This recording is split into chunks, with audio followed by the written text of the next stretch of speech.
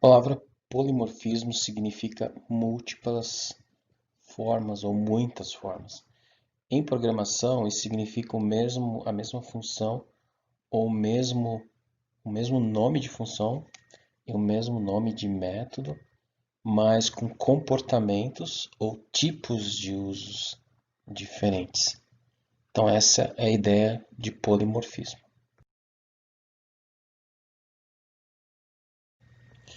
Bom, para a gente poder entender polimorfismo na prática, vamos pegar aqui um exemplo simples usando essa função len. Então, a função len ela me retorna a quantidade de elementos, né? Mas, por exemplo, se eu passar uma string para o meu len, por exemplo, olá mundo, ele me retornou 9 caracteres. Então, eu estou passando uma string para a minha função len. Vou dar um print aqui, porque eu quero agora usar a função len com outro tipo de dado. Eu vou passar para ela agora uma lista com 3 elementos. Agora eu vou usar minha função len. Então, ela me diz que eu tenho 3 elementos. Então, tenho a mesma função, porém, recebendo tipos de dados diferentes. Então, isso é polimorfismo, porque ela tem múltiplas formas, né? A mesma função ela pode trabalhar com string, com lista, com dicionário, com outros dados que eu passe para ela. É a mesma função, mesmo nome de função, mas com comportamentos diferentes, né? Ou seja, ela, internamente ela opera de uma forma diferente.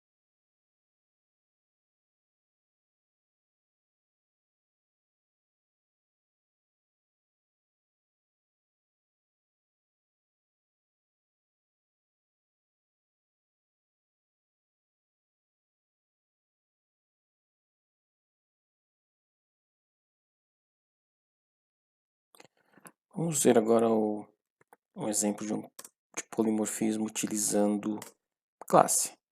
Criar aqui uma classe A genérica, né? Só para a gente poder exemplificar. Ela vai ter dois valores, né? X e Y. Então, vou colocar aqui o meu constructor só para receber esses valores. E atribuir aqui para o meu atributo da classe. Muito bem. Eu vou criar aqui um método chamado cálculo, ou calc. E aí ele vai me retornar um cálculo.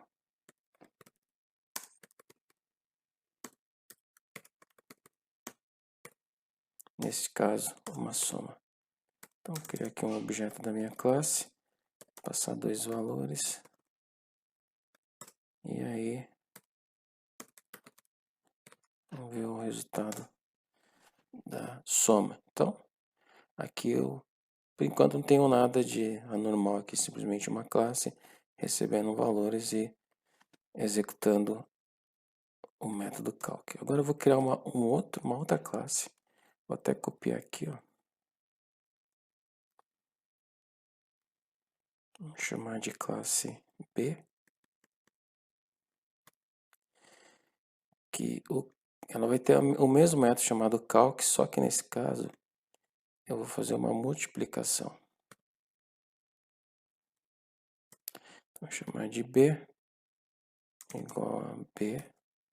São os mesmos valores aqui, ó. Vou dar um bcalc.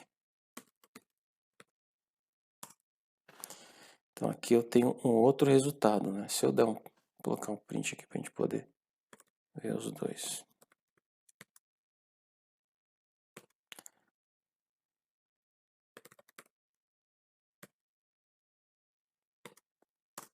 Muito bem, então tem aqui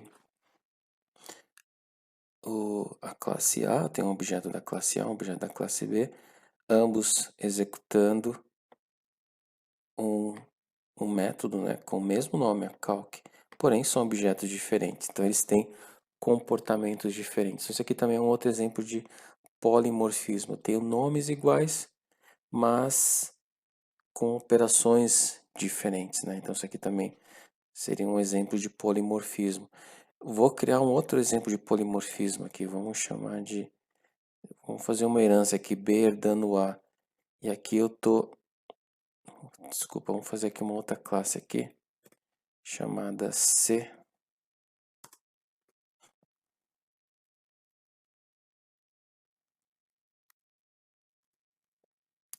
Fazer um override aqui. Que também é um outro exemplo de polimorfismo. Então esse aqui herda A. Aqui eu vou colocar...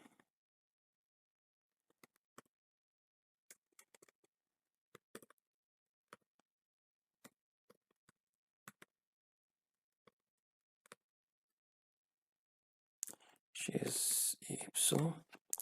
E aqui eu vou ter o calc, só que aqui o calc ele vai ser uma subtração. Então aqui eu vou ter a minha classe C, passando os mesmos valores.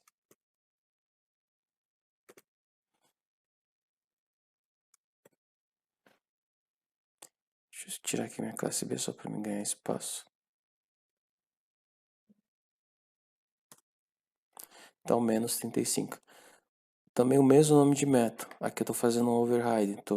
Eu estou herdando, né? A classe C está herdando, mas eu estou alterando. Então, mudando a forma do meu método, né? Do método da minha classe. Embora eles tenham o mesmo nome, eles vão ter comportamento diferente porque eu estou mudando a forma, né? Então, isso aqui também é um outro exemplo de polimorfismo, né? Então, o polimorfismo ele tem a ver com essa flexibilidade que a gente pode atribuir a uma determinada função de acordo com um determinado valor, de acordo com um determinado contexto, né? Para a gente poder ter mais flexibilidade, a gente ter mais recurso no desenvolvimento dos nossos programas.